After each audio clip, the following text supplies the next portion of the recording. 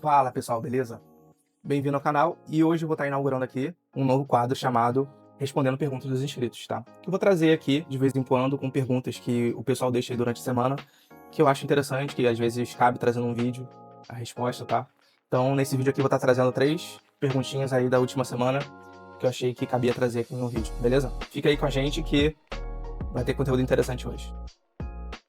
E vamos para a nossa primeira pergunta aqui do vídeo, que é a do nosso inscrito Johnny Beato. Johnny, muito obrigado pela pergunta e pelo contato, tá? Vamos continuar trocando ideia. O Johnny conversou comigo também pelo Instagram, explicando um pouquinho melhor a situação dele, tá? E o que a gente tem, basicamente, pro Johnny, é que ele tem um aquário de fauna amazônica e ele tá querendo manter um pH ali mais levemente ácido, algo ali por 8, 6,6, né? E ele não tá conseguindo. A água dele tá ficando levemente alcalina a neutra, por conta do KH. E aí, entendendo um pouco mais do caso dele, talvez seja questão até da ordem que foi feita as coisas, né? Porque geralmente se a gente usa um buffer, tipo esse daqui, por exemplo, a gente primeiro adiciona o buffer, tá? Faz a mistura ali baseado nas instruções aqui do rótulo e só depois adiciona o alkaline buffer, que vai adicionar os bicarbonatos e vai fazer digamos assim, quando reagir na água, aquele ácido da água, né? Os hidrogênios livres da água, reagirem com o bicarbonato, a gente vai ter uma reação química ali que vai fazer a liberação de CO2, vai fazer a liberação de outras coisas que vão acabar consumindo esses bicarbonatos, né? E vai acabar que o pH vai se estabilizando, tá? Então, assim, é meio difícil ter uma ideia. Eu lembro que o Johnny tinha comentado alguma coisa do aquário dele ser grande e tal. Então, Johnny, faça testes em controlados. Se você tiver um aquário menor ou um aquário pequenininho, né? Ou, no caso, um balde d'água, por exemplo, tenta fazer testes e depois você faz a proporção para o seu aquário. Então, por exemplo, se você tiver um balde de 5 litros, né? Faça os testes nesse balde de 5 litros. Quando você conseguir, por vários dias, manter aquele pH do balde do jeito que você quer, você vai fazer uma regrinha de proporção para o tamanho da litragem do seu aquário, tá? E claro, você vai fazer isso bem devagar, se você tiver peixes, tá? Se você não tiver peixes, não tem problema. Mas se atente a isso, tá bom?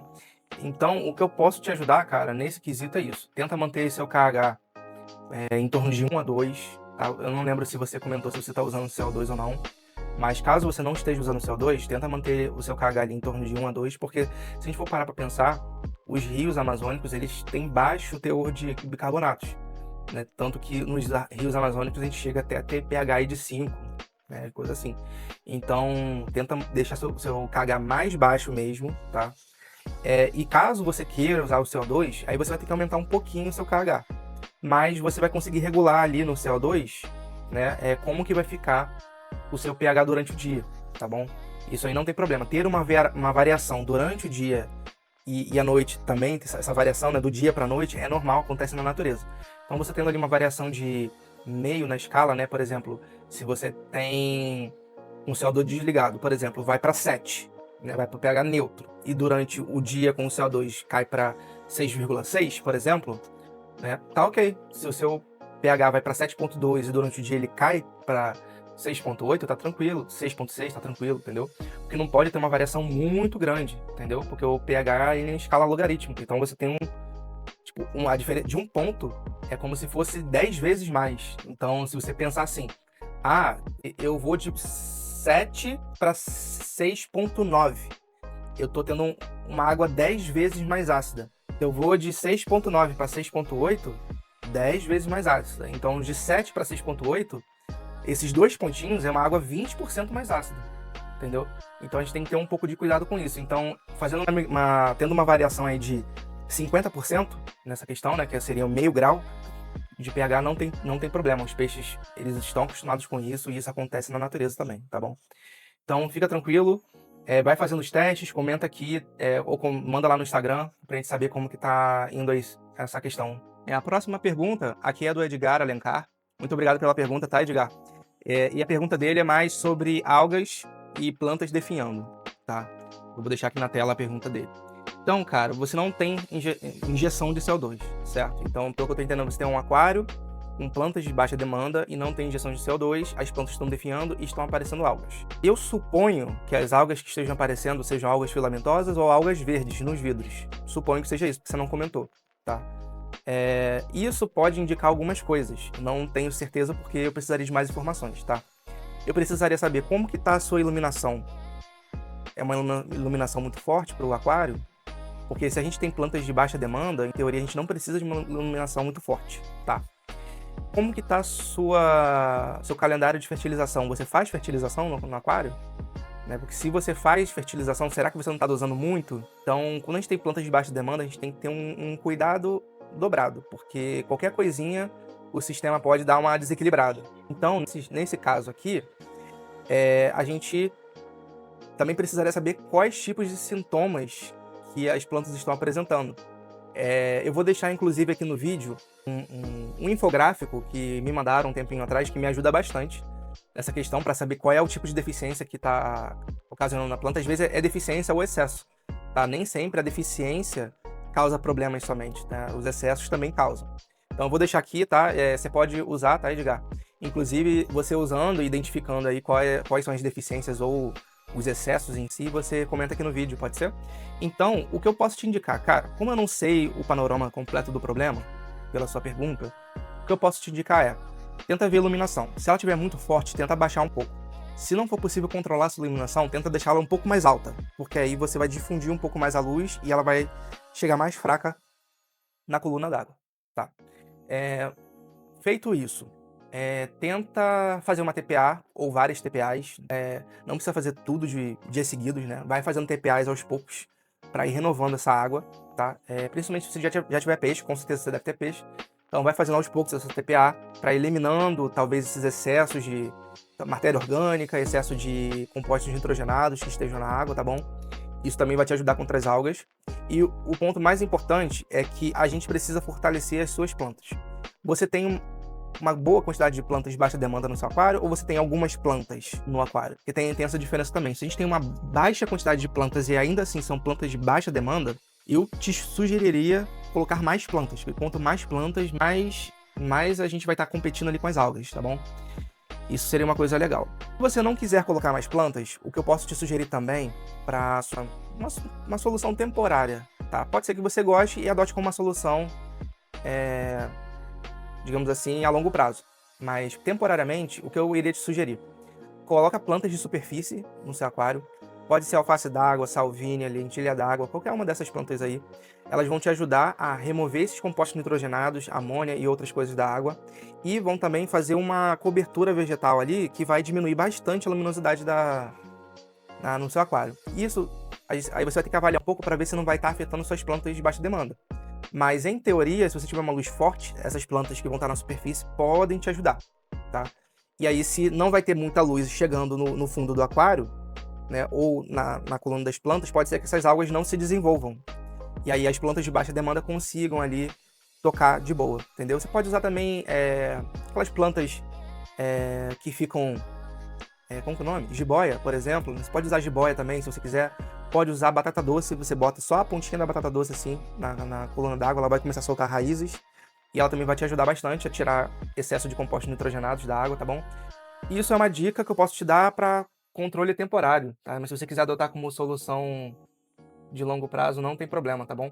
Então é isso. Então muito obrigado e traz aí pra gente também. Caso você tome alguma dessas decisões, alguma sugestão que eu falei aqui, traz pra gente conversar e atualizar aqui também, pra gente conversar sobre, beleza? E faltou a última pergunta também, que o Edgar fez aqui, é que se temos testes no mercado para saber. Testes no mercado, que eu saiba, a gente tem teste de nitrato, de fosfato, de ferro.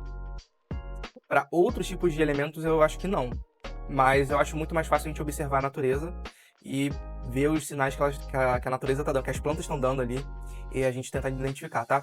E aí, ao invés de usar teste, cara, tenta seguir esse infográfico que eu vou deixar pra você e comenta com a gente aí os resultados, né? Faz pra gente ficar sabendo, beleza? E aí, qualquer coisa, pode entrar em contato comigo também no Instagram. Eu vou deixar aqui fixado aqui nos comentários também no Instagram, quem quiser entrar em contato, tá bom? Então, beleza. E por último, nós temos também a pergunta do Pedro Laube, tá? Muito obrigado, Pedro, pela sua pergunta e por estar interagindo aqui no canal com a gente. E ele perguntou sobre como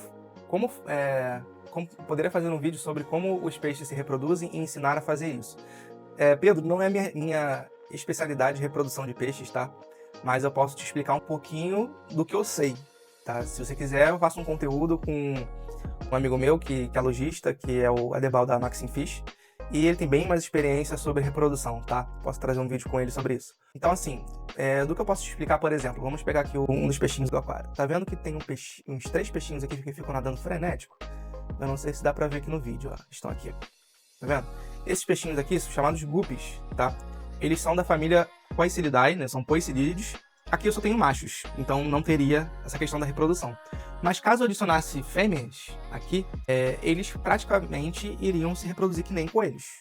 Eu não precisaria fazer nada para eles se reproduzirem. Eu acho que é uma das espécies de peixes mais fáceis de se reproduzir, porque é só você deixar o macho e a fêmea junto e acabou. E uma coisa legal é que a fêmea carrega os ovos dentro do corpo e solta os filhotinhos de peixe já nascidos, já alevinos, vivos, nadando, então ela já solta. E eu acho isso bem legal, porque se você pega eles e coloca digamos assim, num aquáriozinho de alevinos e tal, você vai ver já os peixinhos nadando assim no primeiro dia que nascer. Ao contrário de outros, por exemplo, a gente tem também outro peixe aqui, que é a colisa, que eu não tô vendo ela aqui pelo reflexo do vídeo. Ah, a colisa, essa aqui é uma colisa macho, né? Se eu adicionasse uma colisa fêmea aqui, primeiro, eles têm eles são da família dos anabantídeos, tá? Então, qual que é o comportamento de acasalamento deles, tá? Eles vão pegar um lugar do aquário, geralmente um lugar que tenha alguma planta de superfície, alguma coisa aqui na superfície, troncos, alguma coisa assim, e que tenha pouca movimentação na água, tá? Vamos escolher esse lugar. O macho vai produzir um ninho de bolhas nessa área, e esse ninho e vai começar a fazer o cortejo ali com a fêmea, tá?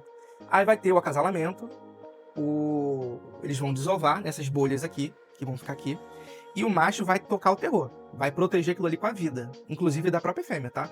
Então se a fêmea chegar perto também, ele vai botar pra correr. Então ele vai ficar, tipo, protegendo. Eu nunca consegui reproduzir colisa, tá? Mas eu sei que também que é um peixe que não é tão difícil assim. Já vi gente reproduzindo. E a diferença desse pro guppy é que as colisas, elas soltam os ovos na água, o macho fecunda esses ovos, pega os ovos e joga pro ninho de bolhas, tá? Então a gente tem tipos diferentes de peixes, tá? Por exemplo, os ciclídeos, que são outra categoria de peixes, né? Tem muitos ciclídeos que cuidam dos filhotes. Ficam ali protegendo e depois cuidam dos filhotes. Porque tem muito peixe que larga os ovos e deixa os filhotes a Deus dará. Os guppies fazem isso. Largou os filhotes, fica a Deus dará. Eles não cuidam. Já os ciclídeos não. Tem ciclídeos que guardam os filhotes até na boca, que é bem interessante, né, para proteger os filhotes. E, por exemplo, os acaragísticos, que são um tipo de ciclídeo, e amazônico também, eles fazem a proteção dos filhotes. Quando os filhotes nascem, os filhotes se alimentam do próprio muco dos pais, o muco da pele do peixe, né? E os filhotes vão se alimentando ali, ficam grudados no muco dos pais, e assim eles ficam protegidos. Então, Pedro, eu espero que eu tenha respondido a sua pergunta. Eu acho que não completamente, mas espero que você fique satisfeito com a resposta. Se você quiser, eu trago um vídeo explicando mesmo, com um biólogo falando, né, como que é. Esse amigo meu, ele é biólogo, então ele pode trazer mais informações, tá? E aí a gente faz um vídeo bem legal sobre isso, tá bom? Então, gente, esses eram as perguntas da semana, tá? Se você gostou desse vídeo, já deixa o like aí. Vamos ajudar o canal a crescer. O canal tá crescendo, já fechamos 200 inscritos no canal. O canal tá recente, tá novo, mas conto com a sua ajuda para fazer esse canal crescer. Então já se inscreve, curte os vídeos e marca aí no sininho pro YouTube entender que esse conteúdo foi interessante, começar a entregar mais conteúdos aqui do canal e te avisar quando um conteúdo novo estiver saindo, tá bom? Então, fica aí meu abraço para vocês e deixa aqui nos comentários caso vocês tenham alguma pergunta para um próximo vídeo. E até a próxima!